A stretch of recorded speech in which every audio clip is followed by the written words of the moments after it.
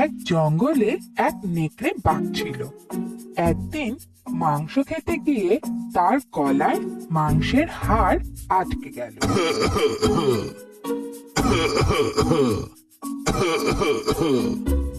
উহ, গলায় হাড্ডি ফেসে গেল রে। এখন কি করি? ইস, এটাকে যে কেমন করে বের করি। একা একা তো কিছুতেই বার করতে পারছি না, কারো সাহায্য নিতে হবে।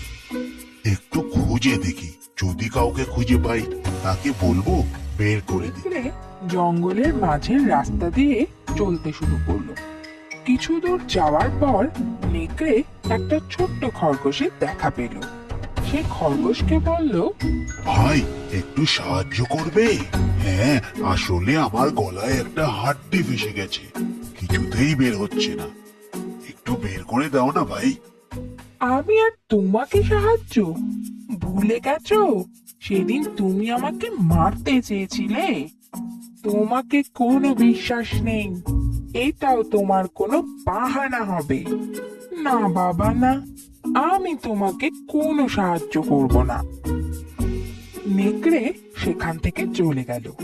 খানিকক্ষণ চলার পর নেকড়ের সঙ্গে এক বাদরের দেখা হয়ে গেল।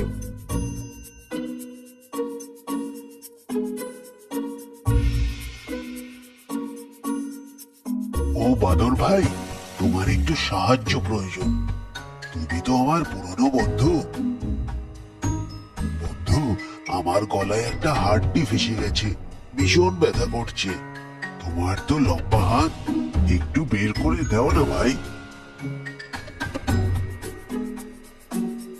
খাওয়ার সময় যত ঝামেলা, দেখতে পাচ্ছ না কলা খাচ্ছি?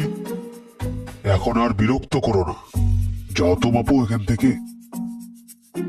নেকড়ে মনের দুঃখে আবার হাঁটা শুরু করলো আর মনে মনে ভাবলো, এইবার যারই দেখা পাবো, যেভাবেই হোক তাকে রাজি করিয়েই ছাড়বো।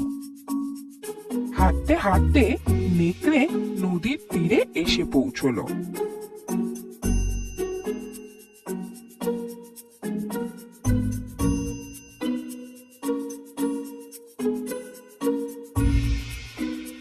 সেখানে একটি বক মাছ ধরছিল। তার লম্বা ঠোঁট দেখে নেকড়ে ভীষণ খুশি হয়ে গেল। আরে, এতক্ষণে আসল লোকের দেখা পেয়েছি। বকের তো বিশাল লম্বা ঠোঁট, এ খুব সহজেই আমার গলা থেকে হাড্ডি বের করে দেবে। একে যেভাবেই হোক রাজি করাতেই হবে। এই ভেবে নেকড়ে বকের কাছে গিয়ে বলল, কি সুন্দর দিন না আজকে। জানো ভাই, এই নদীতে না অনেক মাছ আছে। তুমি একা পরিশ্রম করছো, তুমি চাইলে মাছ খুঁজতে আমি তোমাকে সাহায্য করতে পারি। তুমি আমাকে সাহায্য করবে? নেকড়েরা ভীষণ চালাক হয়। বিনা কারণে তুমি আমাকে সাহায্য করতে চাইছো? এর পিছনে নিশ্চয়ই কোনো কুমতলব আছে। না না ভাই, তুমি আমাকে ভুল বুঝছো। আমি সত্যি তোমাকে সাহায্য করতে চাই, কিন্তু একটা সমস্যা আছে ভাই। আসলে আমার গলায় একটা হাড় ফেসে গেছে। ও, এইটুকু ব্যাপার? এ তো কোনো ব্যাপারই না আমার কাছে। আমি এক্ষুনি বের করে দিচ্ছি।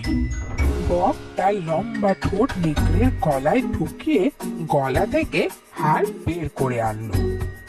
চলো এখন দুজনে মিলে মাছ খুঁজি। মাছ?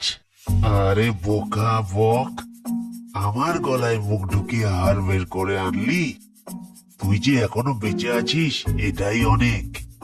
তোকে যে মেরে ফেলিনি, এটা তোর ভাগ্য।